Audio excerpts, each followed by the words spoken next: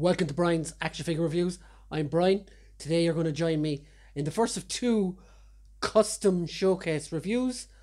I was sent these two figures in this box by a guy called David Hankinson, and he has done two customs and he has asked me to review them, so I am.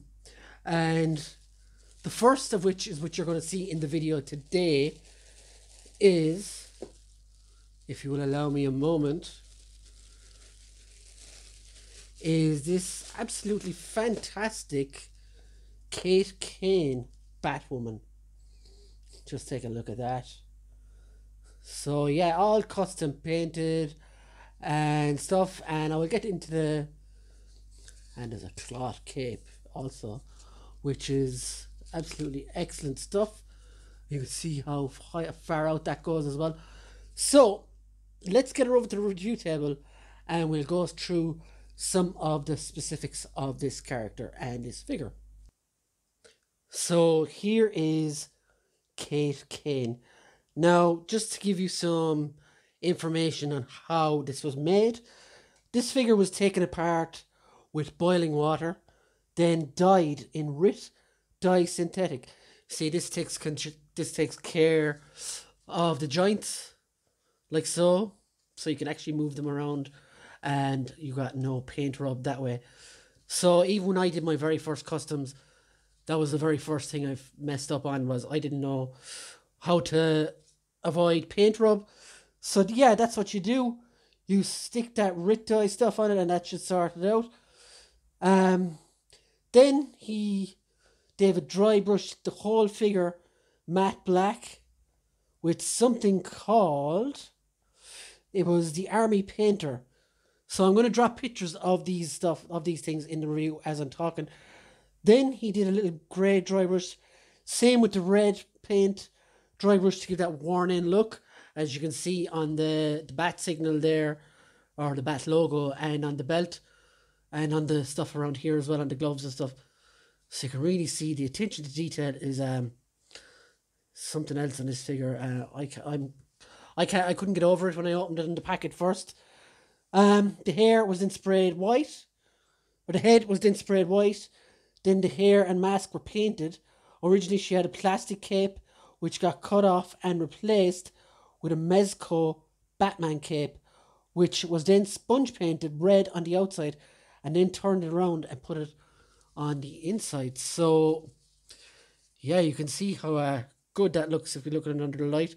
Now, what I do have here, now I won't have this for the other figure, unfortunately, but what I do have to hand is the original Mcfarlane Batgirl figure, and you can see the difference in the painting. Like how much of an improvement is that? Absolutely superb. The grapple gun was 3D printed. It was a 3D printed Colt 45, and the grapple part was taken from the top here and was glued on. So yeah, that's how it was made. Now let's have a look at her up close and stuff. So like, I'm going to do articulation here because why not? So like the head goes all the way around, full rotation almost. Just mind the hair. She looks down, little bit of up movement, side to side. She's got full rotation here, and the arms go this far out.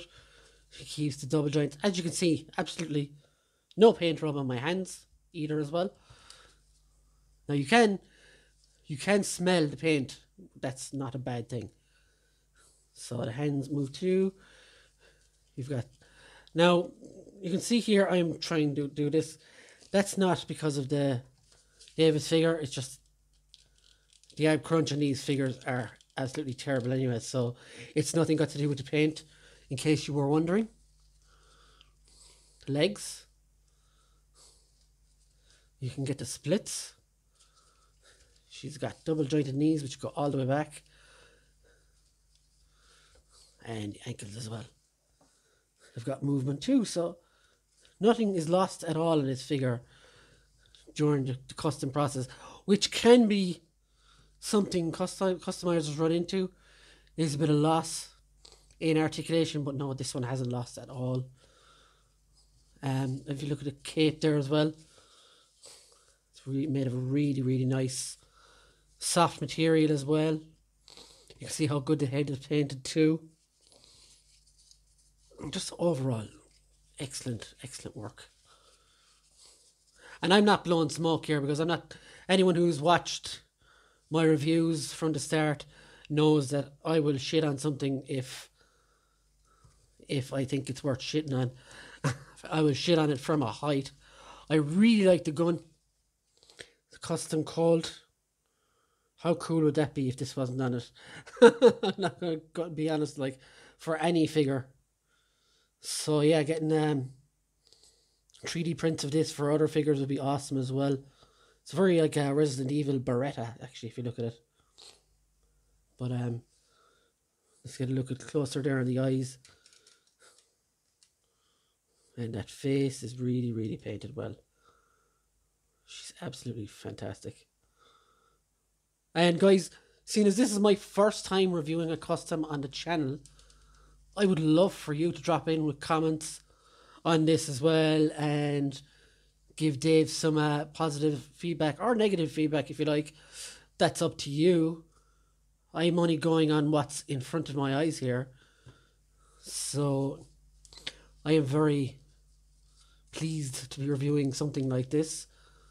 Yeah. So like, outside of the obvious, it's a Mcfarlane, and I'm not a huge fan of the Mcfarlane figures, but when there's this much extra effort gone into something like that, it's worth it. Again, you can see her here with the original. The difference is absolutely phenomenal. Like, even if you look at the original DC, some of the line work is actually shit on the original Todd McFarlane figure. Even on the breasts there and on the arms, it's not a great representation. It's very cookie cutter. That's the word I was looking for. But yeah, I think this is an upgrade in every sense of the word. So well done, David. I'm very pleased to have reviewed this. And yeah, so guys, drop this guy some feedback, drop me some comments. Also, anyone else wants me to do this, I'll be more than happy to get in contact. And make sure to check out the pictures at the end of the review, as I sticker in some poses and stuff, as I always do. And yeah, so that's the figure. So let's do some comparisons. I'm just going to put her up against some other figures. Let's get the height on her first.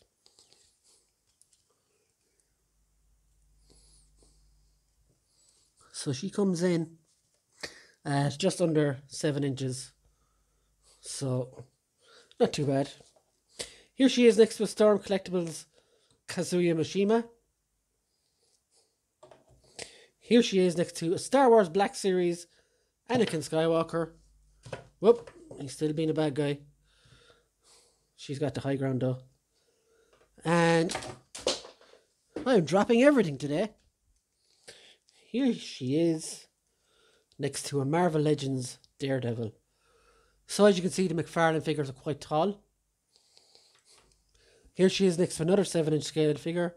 And a fellow custom. This is my Hulk Hogan, which is absolutely terrible. But you can see the heights of the WWE Elites.